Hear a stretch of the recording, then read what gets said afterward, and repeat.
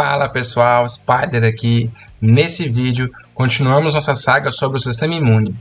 Nessa nova série de vídeos, estamos destrinchando os principais componentes do sistema imune e como eles funcionam. O assunto de hoje é o sistema complemento. Se você quer saber como o sistema complemento é ativado e como ele funciona, é só colar comigo que a gente continua o papo após a vinheta. Bora lá!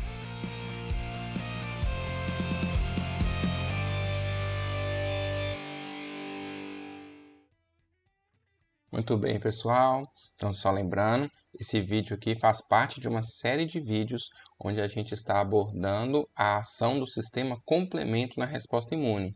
Já falamos da via alternativa, já falamos da via clássica e agora vamos finalizar falando da via de ativação pela via das lectinas, beleza? Então, vamos começar a falar um pouco dos componentes, depois como a gente ativa essa via do complemento e aí a gente vai depois para as vias finais do complemento para fazer um fechamento de como é o mecanismo pelo qual o sistema complemento age no sistema imune. Beleza? Vou tirar aqui meu rostinho, vamos lá? Bom, vejamos aqui os componentes. Então, vamos destacar alguns componentes aqui. E o principal, e aquele mais famoso, da famosa via das lectinas, é a lectina ligante de mannose. Já começa sendo o primeiro citado aqui.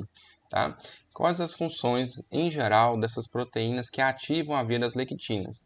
Elas têm um papel opsonizador, então funcionam como opsonina, ajudam na fixação do sistema complemento e têm um poder também de aglutinação, por isso se comportam também como aglutininas.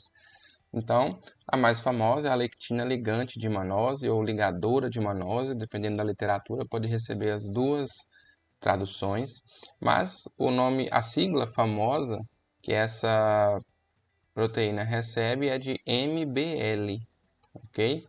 Então, significa lectina ligante de mannose. A mannose que é um carboidrato famoso aí e presente na superfície celular de fungos, de bactérias, como a gente vai ver.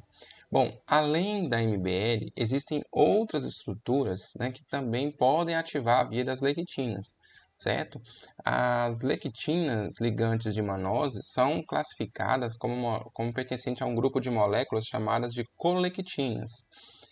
As ficolinas são outro grupo de moléculas solúveis também, que fazem parte, né, da resposta imune humoral. E aqui tem algumas sendo citadas, né?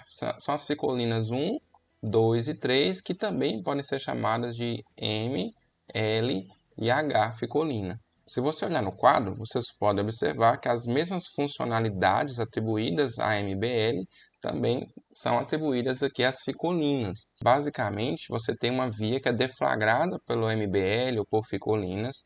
Elas têm a capacidade de reconhecer resíduos de mannose presentes aí nas superfícies celulares microbianas, e isso vai ser semelhante ao que acontece, por exemplo, com alguns fagócitos que conseguem reconhecer esses resíduos de mannose também e acabam sendo um mecanismo de reconhecimento de padrões que os fagócitos têm. A gente vai ver também uma semelhança molecular que essas moléculas têm com a proteína C1 que a gente vê lá na via clássica do sistema complemento. Então, daqui a pouco eu vou mostrar as imagens, você vai ver que é muito fácil de confundir, né, estruturalmente essas moléculas. Além dessas moléculas aqui, eu vou dizer assim, a MBL, as ficolinas, são como se fosse aquele processo de reconhecimento da estrutura estranha, mas ela serve também para ativar complexos, né, proteases, assim como a gente vê que existe isso também nas outras vias do complemento, que vão deflagrar a ativação do complemento. E aí a gente chama esses complexos de MASP. MASP1, MASP2, MASP3. O que significa MASP? Eu vi até na legenda aqui. É uma serina protease associada à lectina ligante de mannose, a MBL. Ou, em alguns autores, você pode ter também uma nomenclatura diferente, que seria uma serina protease associada à lectina ligadora de Mannana. E aí a gente tem uma dupla forma de interpretação nessa tradução aí do MASP. Mas veja bem, eles estão falando de serina proteases, então são enzimas que vão fazer essa clivagem e também estão associados a carboidratos, certo? Que a gente vê muito na superfície de micro-organismos. Essas proteínas MASP, o que elas vão fazer então?